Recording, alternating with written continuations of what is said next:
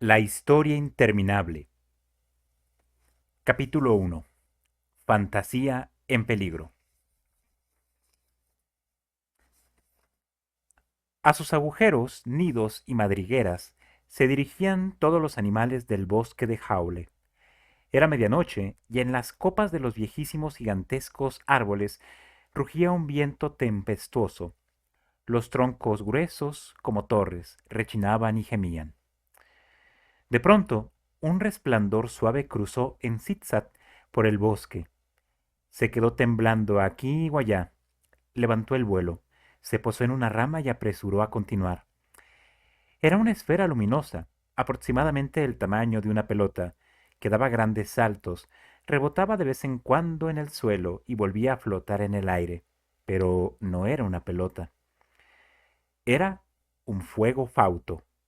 Y se había extraviado. Un fuego fauto infautado, lo que resultaba bastante raro, incluso en fantasía. Normalmente son los fuegos fautos los que hacen que otros infatúen. En el interior del redondo resplandor se veía una figura pequeña y muy viva, que saltaba y corría a más no poder. No era un hombrecito, ni una mujercita, porque esas diferencias no existen entre los fuegos fatuos. O sea, era sexual o era un elle. Llevaba en la mano derecha una diminuta bandera blanca, que tremolaba a sus espaldas. Se trataba, pues, de un mensajero o de un parlamentario. No había peligro de que, en sus grandes saltos aéreos en la oscuridad, se diera contra el tronco de algún árbol, porque los fuegos fatuos son increíblemente ágiles y ligeros y pueden cambiar de dirección en mitad de un salto. A eso debía su ruta en zigzag, porque, en general, se movía siempre en una dirección determinada. Si fuera un ser de pura luz, es decir, que fuera un ser conformado únicamente por fotones, se supone que no tendría masa y que por lo tanto, podría trasladarse a todas partes del universo a la velocidad de la luz. Sin embargo, a pesar de no tener masa, se ve atraído por la gravedad, lo cual no tendría sentido si no tuviéramos en consideración a la gravedad como un efecto de la deformación del universo, del campo, una propiedad del campo, más que una fuerza per se. Pero bueno, estoy divagando con cuestiones físicas. Hasta que llegó a un... perdón.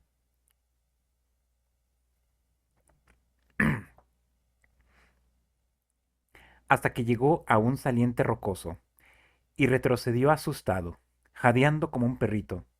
Se sentó en la oquedad de un árbol, y reflexionó un rato, antes de atreverse a asomar de nuevo y mirar con precaución al otro lado de la roca.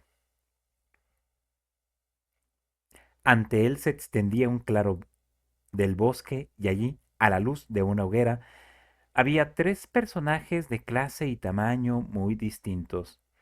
Un gigante que parecía hecho de piedra gris y que tenía casi 10 pies de largo estaba echado sobre el vientre. 10 pies de largo, 3 metros de altura. Poco menos en realidad. No tan gigante. Apoyaba en los codos la parte superior de su cuerpo y miraba a la hoguera. En su rostro de piedra erosionada, que resultaba extrañamente pequeño sobre sus poderosos hombros, la dentadura sobresalía como una hilera de cinceles de acero. El fuego fatuo se dio cuenta de que el gigante pertenecía a la especie de los comerrocas. Eran seres que vivían inconcebiblemente lejos del bosque de Jaule, en una montaña. Pero no solo vivían en esa montaña, sino también de ella, porque se la iban comiendo poco a poco. Si secretaban algo, son otro tipo de rocas o una masa, en fin. Se alimentaban de rocas. Afortunadamente eran muy frugales y solo un bocado de ese alimento, para ellos sumamente nutritivo, les bastaba para semanas y meses. ¿Ok? Además, no había muchos comerrocas y, por otra parte, la montaña era muy, muy grande. Moria. Pero como aquellos seres vivían allí desde hacía mucho tiempo, eran mucho más viejos que la mayoría de las criaturas de fantasía, y eso es mucho decir, demasiado de qué decir. La montaña, con el paso de los años, había adquirido un aspecto muy raro. Parecía un gigantesco queso de Emmental, lleno de agujeros y cavernas. Queso Gruyère le llamamos acá, creo. Sin duda por eso le llamaban la montaña de los túneles. Pero los comerrocas no solo se alimentaban de piedra, sino que hacían de ella todo lo que necesitaban: muebles, sombreros, zapatos, herramientas, hasta relojes de cucú. Ok, qué maestría para el manejo de la roca. Supongo que otros minerales también, metales, ¿no? Amén. Y por eso no resultaba muy sorprendente que aquel comerrocas tuviera detrás una especie de bicicleta totalmente hecha del material citado. ¿Obsidiana? Hmm. Con dos ruedas que parecían robustas piedras de molino. En conjunto, la bicicleta parecía una apisonadora con pedales. El segundo personaje que se sentaba a la derecha de la hoguera era un pequeño silfo nocturno. Como mucho, era 2 veces mayor que el fuego fatuo y parecía una oruga negra, como la pez. La pez es un concepto que se utiliza mucho en la Biblia, lo recuerdo. No es muy utilizado en la actualidad. La pez es una especie de sustancia oscura y viscosa. Digamos que es semejante a la brea. Negra como la pez, cubierta de piel, que se hubiera puesto de pie. Gesticulaba vivamente, iba a decir vívidamente, al hablar, con sus dos diminutas manitas de color rosa, y allí, donde bajo unos pelos negros y revueltos debía de tener la cara, ardían dos grandes ojos, redondos como lunas. Silfos nocturnos de las formas y los tamaños más variados había en fantasía, por todas partes, y por eso no se podía saber a primera vista si aquel había llegado de cerca o de lejos. De todos modos parecía estar también de viaje, porque la montura habitual de los silfos nocturnos, un gran murciélago, colgaba boca abajo, envuelta en sus alas como el paraguas cerrado de una rama situado tras de él. Al tercer personaje del lado izquierdo de la hoguera, solo lo descubrió el fuego fatu al cabo de un rato, porque era tan pequeño que desde aquella distancia solo podía verse con dificultad. Pertenecía a la especie de los diminutenses, y era un tipejo muy fino, con un trajecito de colores y un sombrero de copa rojo en la cabeza.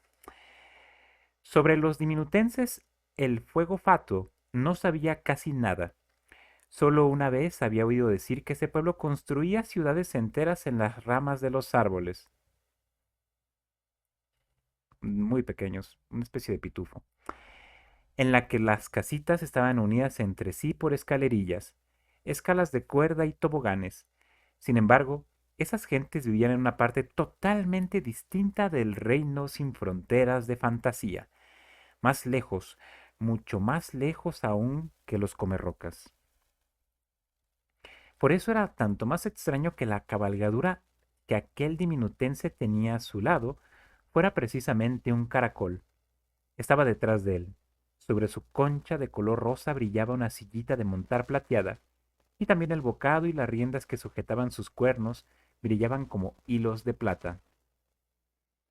El fuego fatuo se maravilló de que aquellos seres tan diversos se sentaran juntos armoniosamente, porque, por lo común, en fantasía no todas las especies vivían en paz y armonía. A menudo había luchas y guerras. Existían también rivalidades de siglos entre determinadas especies. Y además no solo había criaturas buenas y honradas, sino también criaturas rapaces, perversas y crueles. El propio fuego fatuo pertenece a una familia a la que podían ponerse reparos en materia de credibilidad y fiabilidad. Solo después de haber contemplado un rato la escena, se dio cuenta, se dio cuenta, el fuego fatuo, de que los tres personajes llevaban una banderita blanca o una banda también blanca cruzada en el pecho. Así pues, eran igualmente mensajeros o parlamentarios, y eso explicaba desde luego que se comportasen tan pacíficamente. ¿No estarían de viaje en fin de cuentas por las mismas razones que el fuego fatuo? Lo que hablaban no se podía entender desde lejos. Además, imagínate al diminutense gritando, al comerrocas intentando moderar la voz y ¿cómo se llamaba el otro? El silvano, el silfo, el silfo nocturno. Su voz debe ser como murmullante, ¿no? Un poco, tal vez insectosa. Ba, ba, ba, ba. A causa del rugiente viento que sacudía las copas de los árboles, para colmos. Pero, como se respetaban mutuamente en calidad de mensajeros, quizá reconocerían también como tal al fuego fatuo y no le harían nada. Y al fin y al cabo, tenía que preguntar a alguien el camino. Sería difícil que se presentara una oportunidad mejor en pleno bosque y en plena noche. Así pues, así pues, se decidió, salió de su escondite agitando la banderita blanca y se quedó temblando en el aire. El comerrocas que tenía el rostro vuelto en su dirección fue el primero que lo vio. Mm, tengo que hacer una voz gruesa. Hay mucho tráfico esta noche. Dijo, no, dijo con voz rechinante primero la indicación y luego, ok, no voy a rechinar los dientes. Hay muchísimo tráfico esta noche. Ahí llega otro. Ay, es muy desgastante esa voz.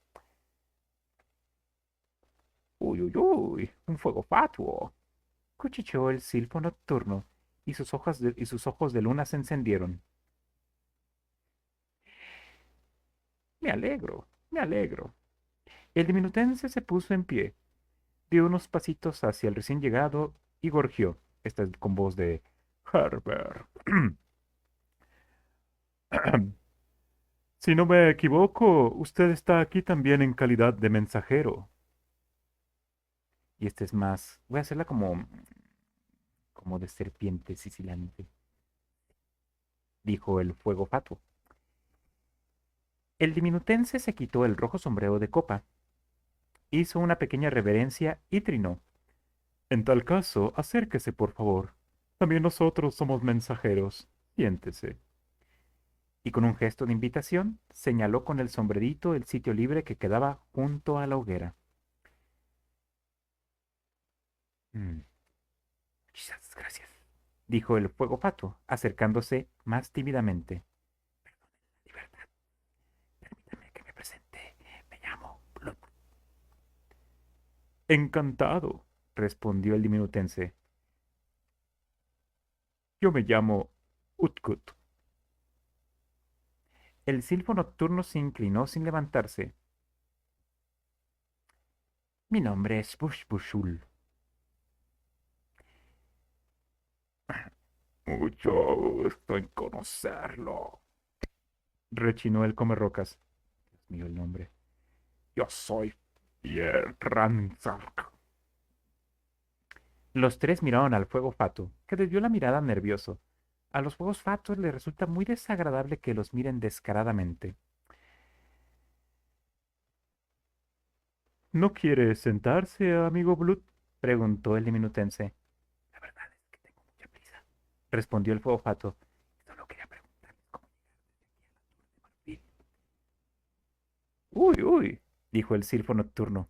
¿Quieres ver a la emperatriz infantil? ¡Qué mensaje! Rechinó el comerrocas.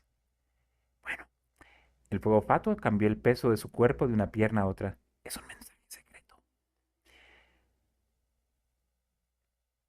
Los tres tenemos la misma misión que tú. Uy, uy, respondió otra voz. Es que tengo que saber quién es. Los tres tenemos la misma misión que... No, los tres tenemos la misma misión que tú. Uy, uy. No, ¿cómo era la voz de este? Bueno, los tres tenemos la misma misión que tú. Uy, uy. No, los tres tenemos la misma misión que tú. Uy, uy. Respondió Bushbusul, el silfo nocturno. Estamos entre colegas. Porque hago la voz de conejo. Ya se le queda la voz de conejo. Es posible que incluso llevemos el mismo mensaje, opinó Utkut, el diminutense. Siéntate y cuéntanos, rechinó Pierre Ransard. El fuego fatuo se instaló en el sitio libre. Mi patria, comenzó a decir después de reflexionar un poco, se encuentra bastante lejos de aquí. No sé si alguno de ustedes, los presentes, la conoce. Se llama Podre Pantano. Uy, uy, suspiró encantado el silfo nocturno. Un lugar maravilloso. El fuego fatuo sonrió débilmente. ¿Verdad? ¿Y qué más? Rechinó Pierre Rans. Ay, olvídalo, rechinó el pie el comerrocas. ¿Por qué estás aquí, Blob? En Podre Pantano, nuestro país. Siguió diciendo entrecortadamente el fuego fatuo. Ha ocurrido algo. Algo incomprensible, es decir, está ocurriendo aún. Es difícil describirlo. Empezó por... Es decir, bueno, en este de nuestro país hay un lago, o mejor dicho, había, llamado Cálido Caldo. Y todo empezó porque un día el lago de Cálido Caldo no estaba ya allí. Simplemente había desaparecido. ¿Comprendéis? ¿Quiere usted decir, preguntó el diminutense, que se secó? No, repuso el fuego fatuo. En tal caso habría allí ahora un lago seco, pero no es así.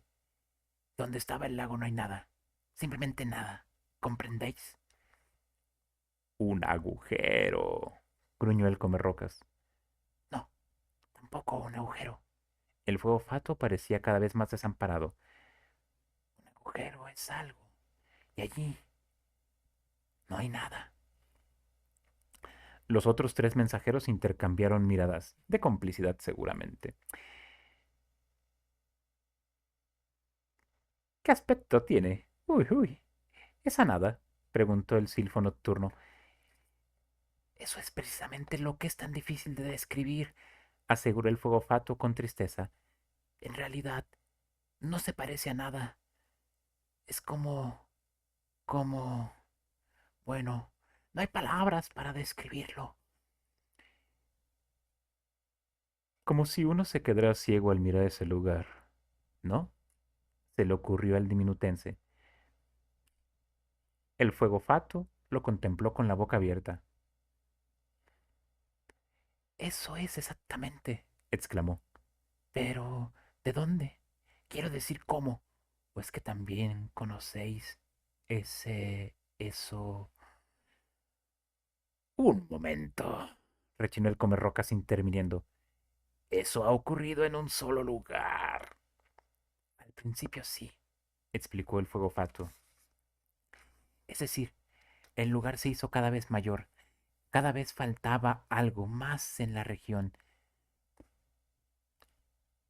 El super sapo Sump, el hipnosapo Sum, el hipnosapo Sum, que vivía con su pueblo en el lago de Cálido Caldo, desapareció de repente.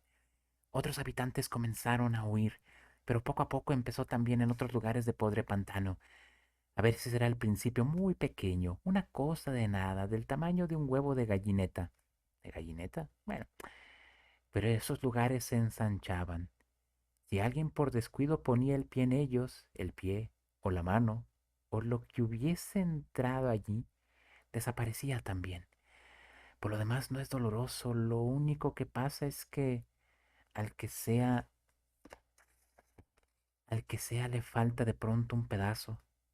Algunos hasta se han tirado dentro intencionadamente al ver que la nada se les acercaba demasiado. Tiene una fuerza de atracción irresistible que se hace tanto más intensa cuanto mayor es el lugar. Ninguno de nosotros podía explicarse qué era esa cosa horrible, de dónde venía ni qué se podía hacer contra ella. Y como por sí sola no desaparecía, sino que se extendía cada vez más, finalmente se decidió enviar un mensajero a la emperatriz infantil para pedirle consejo y ayuda. Y ese mensajero soy yo.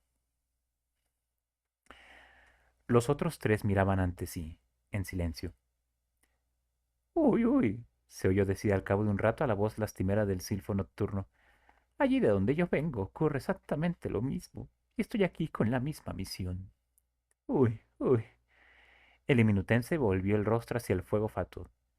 Cada uno de nosotros, gorgió, viene de un país distinto de fantasía. Nos hemos encontrado aquí por casualidad, pero todos traemos el mismo mensaje para la emperatriz infantil. Lo que quiere decir, gimió el comerrocas, que fantasía entera está en peligro. El fuego fatuo los miró uno tras otro, con un susto de muerte. Entonces, exclamó poniéndose en pie de un salto, no hay segundo que perder. De todas formas, íbamos a marcharnos ya, explicó el diminutense. Solo habíamos hecho un alto a causa de la impenetrable oscuridad de este bosque. Pero ahora que está con nosotros, Blood podrá iluminarnos. Imposible, exclamó el fuego fatuo. No puedo esperar a alguien que monte en un caracol. Pero si es un caracol de carreras, dijo el diminutense un tanto molesto. Y además, uy, uy, cuchicheó el silfo nocturno. Si no, no te diremos la dirección. ¿Con quién estás hablando? Gruñó el comerrocas, porque la verdad era que el fuego fatuo no había oído ya las últimas palabras de los otros mensajeros, sino que se alejaba por el bosque a grandes saltos. Bueno, dijo Utkut, el diminutense, echándose el sombrero de copa rojo hacia atrás. Como alumbrado de carretera, un fuego fatuo quizás no hubiera sido de todas formas lo adecuado. Al mismo tiempo saltó a la silla de su caracol de carreras. ¡Oh! También yo, declaró el silfo nocturno, llamando con un suave uy, uy a su murciélago. Preferiría que cada uno viajara por su cuenta. Al fin y al cabo voy por el aire. Y ¡zas! Desapareció. El comerrocas apagó la hoguera golpeándola simplemente unas cuantas veces con la palma de la mano. También yo lo prefiero. No, también yo lo prefiero. Se le oyó rechinar en la oscuridad. Así no tendré que preocuparme de no aplastar cualquier cosa diminuta.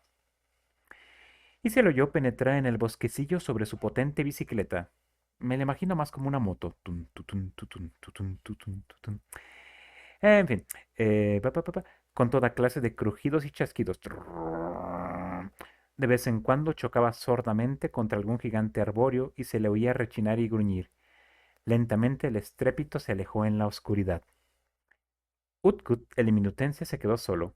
Cogió las rendas de hilo de plata y dijo: Bueno, veremos quién llega antes. Vamos, viejo, vamos.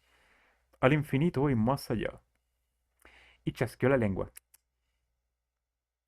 Y luego no se oyó nada más que el viento tempestuoso que rugía en las copas de los árboles del bosque de Jaule.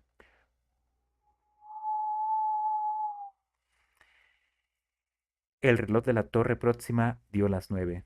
Tun, tun, tun. Solo de mala gana volvieron a la realidad los pensamientos de Bastian. Le alegraba que la historia interminable no tuviera nada que ver con esa realidad. No le gustaban los libros en que, con mal humor y de forma avinagrada, se contaban acontecimientos totalmente corrientes de la vida totalmente corriente de personas totalmente corrientes. Entiendo, muy corrientes. Hay un chiste terrible al respecto, no lo voy a usar. De eso había ya bastante en realidad. ¿Y por qué había que leer además sobre ello? No es como que le gustase la política. Por otra parte, le daba 100 patadas cuando se daba cuenta de que lo querían convencer de algo. Y en esa clase de libros, más o menos claramente, siempre lo querían convencer a uno de algo, siempre lo querían adoctrinar. Bastian prefería los libros apasionantes o divertidos o que hacían soñar, libros en que los personajes inventados vivían aventuras fabulosas y en los que uno podía imaginárselo todo. Ya debería haber leído El Señor de los Anillos, pero esa es otra historia. porque eso sabía hacerlo. Quizá fuera lo único que realmente sabía hacer. Imaginarse algo tan claramente que casi podía verlo, casi podía escucharlo. Cuando se contaba a sí mismo sus historias, a menudo olvidaba todo lo que le rodeaba y se desesperaba solo al final, y se despertaba solo al final como de un sueño. Y aquel libro era exactamente de la misma clase que sus propias historias. Al leerlo no solo había oído el rechinar de los gruesos troncos y el rugido del viento en las copas de los árboles, sino también las distintas voces de los cuatro extraños mensajeros, y hasta se había imaginado percibir el olor del musgo y del suelo del bosque. Abajo, en la clase, comenzaría pronto la hora de ciencias, que consistía principalmente en contar pístilos y estambres a las flores. Bastian se alegró de estar en su escondite y poder leer. Era exactamente el libro apropiado para él, pensó, exactamente el apropiado. Una semana más tarde, Dios con los nombres, Bush Busul, el pequeño silfo nocturno, llegó a la meta el primero, o más bien estaba convencido de ser el primero porque había llegado a través del aire. Era la hora de la puesta del sol, y las nubes del cielo de la tarde parecían de oro líquido. Ojo, si fantasía no tiene límites, debe ser un mundo, bueno, no plano, pero una especie de disco infinito. Por lo tanto, desde la Tierra se podría ver todo, a menos que hubiera muchas cadenas montañosas, neblina y otros fenómenos meteorológicos, en fin. Pero, ¿qué tipo, cómo sería el Sol en ese mundo? En fin, es un mundo fantástico, ¿no? Seguimos. La Tierra parecía de oro líquido, cuando se dio cuenta de que su murciélago se cernía ya sobre el laberinto. Ese era el nombre de una gran llanura que se extendía de horizonte a horizonte y que no era otra cosa que un jardín inmenso, lleno de perfumes turbadores y colores de sueño, o de ensueño en este caso. Entre arbustos, setos, prados y macizos con las flores más extrañas y extraordinarias, discurrían anchos caminos y estrechas veredas de forma tan artística y complicada que el jardín entero formaba un laberinto de increíble extensión. Me recordó en las montañas de la locura. Sería un libro interesante para leer posteriormente. No sé si todavía lo tenga, si no lo consigo. Estaría interesante de leer y creo que no es tan largo. Mm, Naturalmente, aquel laberinto solo se había construido para jugar y para divertirse, y no para poner seriamente en peligro a nadie ni para defenderse contra ningún atacante, por ahora. Para ello no hubiera servido y tampoco la emperatriz infantil necesitaba esa protección. En todo el reino sin fronteras, o sea, el reino infinito de fantasía, no había nadie de quien tuviera que guardarse. Eso debía, eso se debía a algo que pronto sabremos. Mientras el pequeño silfo nocturno planeaba con su murciélago sin hacer ruido alguno sobre aquel laberinto de flores, pudo observar toda clase de extraños animales. En un pequeño claro entre lilas y lluvias de oro, jugaba una manada de jóvenes unicornios al sol crepuscular. Sí, es más fácil creer en el unicornio como un animal real, digo, solamente es un corcel, un caballo con un único cuerno, que en algo como un ornitorrinco, que sí es una quimera de todo tipo de cosas, y sin embargo existe el ornitorrinco y no existe el unicornio. De entre los animales fantásticos es de los más plausibles.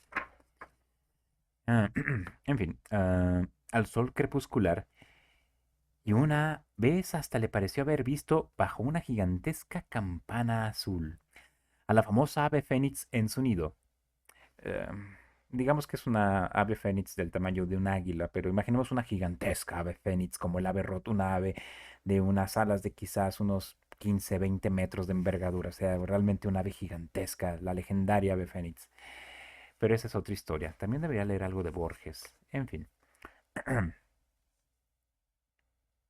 Pero no estaba totalmente seguro y tampoco quiso volver para comprobarlo. Al fin de no perder el tiempo, sí, porque el Fénix de Harry Potter es un chiste. No. El basilisco está bien, pero el ave Fénix es un chiste. Porque ahora aparecía allá ante él, en medio del laberinto y reluciendo en forma maravillosa, La Torre de Marfil, el corazón de fantasía y la residencia de la emperatriz infantil. La palabra torre podría dar quizá a alguien que no haya visto nunca el lugar una falsa impresión, como si se tratase de la torre de una iglesia o de un castillo. En todo caso sería un torreón, para ello recomiendo ver el Let's Play de Dark Souls 2. La Torre de Marfil era tan grande como una ciudad. Desde lejos parecía un picacho alto y puntiagudo, retorcido sobre sí mismo como una concha de caracol. Ok.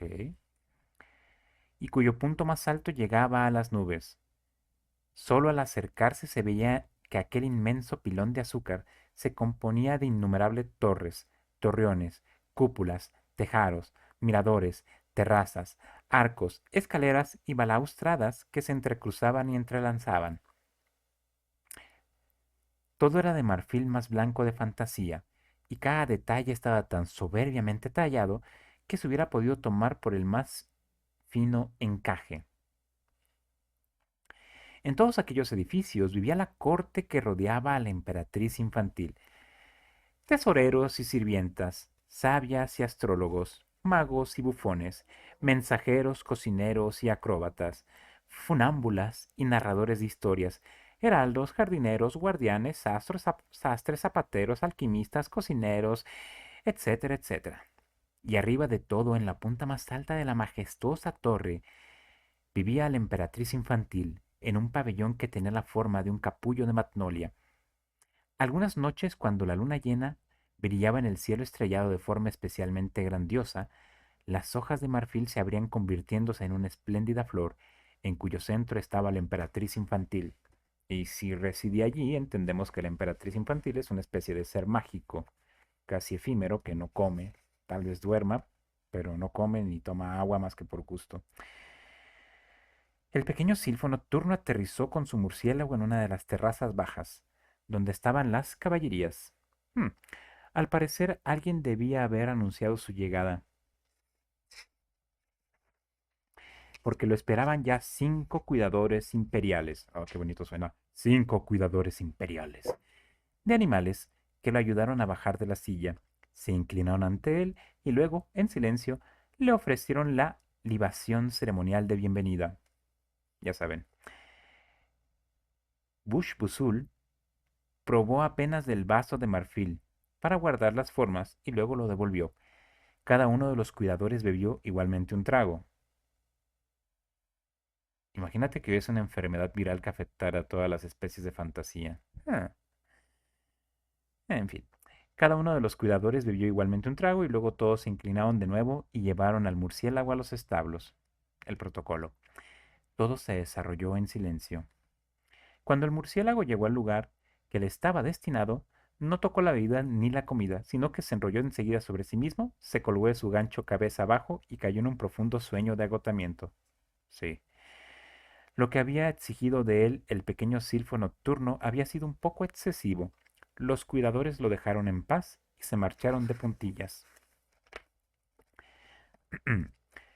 En aquel establo, por cierto, había muchas cabalgaduras, un elefante rosa y uno azul. Me acordé de José José. Un gigantesco grifo cuya parte superior parecía de águila y la inferior de león. Un caballo blanco alado, cuyo nombre fue conocido en otro tiempo fuera de fantasía, pero ahora se había olvidado. Algo de Saint Seiya o algo por el estilo. Algunos perros voladores, otros murciélagos también y hasta libélulas y mariposas para jinetes especialmente pequeños. En otros establos habían además otras cabalgaduras que no volaban, sino que corrían, reptaban, saltaban o nadaban, y quiero pensar que algunas se le teletransportaban por pequeñas distancias. Y cada una de ellas tenía cuidadores especiales para su servicio y su aseo. Lo normal hubiera sido que se oyera una considerable confusión de voces, como un mercado chino. Bramidos, chillidos, silbidos, gorjeos, cantos de rana y graznidos, pero reinaba un silencio total, lo cual lo convertía en una visión atroz.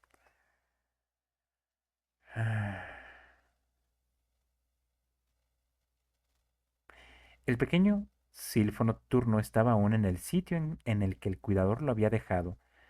De repente se sintió abatido y desanimado, sin saber muy bien por qué. pero también él estaba agotado por el largo, larguísimo, extenuante viaje, y ni siquiera el hecho de haber sido el primero lo animaba. Déjame ver quién es.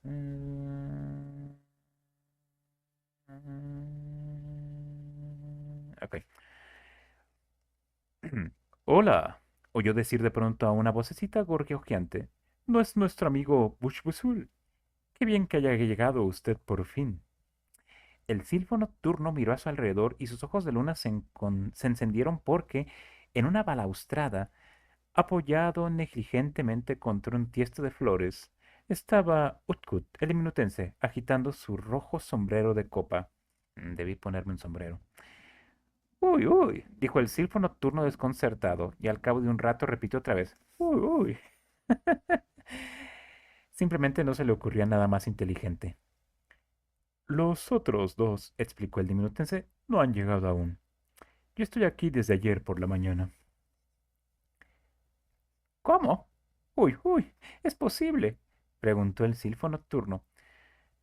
Bueno, dijo el diminutense, sonriendo con un poco de condescendencia. Ya se lo dije, tengo un caracol de carreras. El silfo nocturno se rascó con su manecita rosa la negra maraña de piel de la cabeza. Tengo que ver enseguida a la emperatriz infantil, dijo lloriqueando. El diminutense lo miró pensativo. Mmm, dijo. Bueno, yo solicité audiencia ayer. ¿Audiencia? Preguntó el silfo nocturno. ¿No se la puede ver enseguida? Me temo que no, gorjeó el diminutense. Hay que esperar mucho. Hay, ¿cómo diría? Una enorme afluencia de mensajeros. Uy, uy, gimió el silfo nocturno. ¿Por qué? Lo mejor, triñó el diminutense, es que lo vea usted por sí mismo. Venga, amigo, venga. Los dos se pusieron en camino. La calle principal que ascendía por la Torre de Marfil en una espiral cada vez más estrecha estaba llena de una densa multitud de extraños personajes, gigantescos genies o djinns, bueno, genios, ataviados con turbantes, diminutos duendes, trolls de tres cabezas, enanos barbudos, hadas luminosas, faunos de pies de cabra, mujercitas salvajes con piel de vellón dorado, resplandecientes espíritus de las nieves y otros seres innumerables subían y bajaban por la calle, formaban grupos hablando en voz baja o se acurrucaban mudos en el suelo, mirando ante sí melancólicamente. Vaya torre de Babel era aquello. Cuando Bushbuhul los vio, se quedó inmóvil. Uy, uy, dijo. ¿Qué pasa aquí? ¿Qué hacen aquí todos esos? Son mensajeros, le explicó Utkut en voz baja. Mensajeros de todas las regiones de fantasía. Y todos traen el mismo mensaje que nosotros. He hablado ya con muchos de ellos. Al parecer en todas partes ha surgido el mismo peligro. El silfo nocturno dejó escapar un largo suspiro quejumbroso. Ah, ¿y se sabe qué es? ¿Y de dónde viene? Preguntó. Me temo que no. Nadie puede explicárselo. ¿Y la emperatriz infantil? Ah, la emperatriz infantil, dijo el dominutense en voz baja. Está enferma, muy, muy enferma. Quizá sea esa la causa de la incomprensible desgracia que se ha abatido sobre Fantasía. Pero hasta ahora ninguno de los muchos médicos que están reunidos en el recinto del palacio, ahí arriba, en el pabellón de la Magnolia, ha podido averiguar por qué está enferma y qué se puede hacer para curarla. Nadie conoce el remedio. Eso, dijo el silfo nocturno sordamente, es, uy, uy, una catástrofe. Sí, respondió el diminutense, eso es lo que es. Dadas las circunstancias, Bushbusul renunció de momento a solicitar audiencia de la emperatriz infantil. 2 días después, por cierto, llegó Blut, el fuego fatuo, que naturalmente se había equivocado de dirección y había dado un enorme rodeo, todo por acelerarse. Y finalmente, otros 3 días más tarde, llegó el comerrocas Pierre, voy a decirle Pierre, Pierre Ransark. Vino a pie, apisonando el suelo, porque en un repentino ataque de hambre furiosa se había comido su bicicleta de piedra. Vaya, me imagino una bicicleta de mazapán. Por decirlo así, como provisión de boca. Durante largo tiempo de espera, los cuatro desiguales mensajeros se hicieron muy amigos y también luego siguieron juntos. Pero esa es otra historia y debe ser contada en otra ocasión.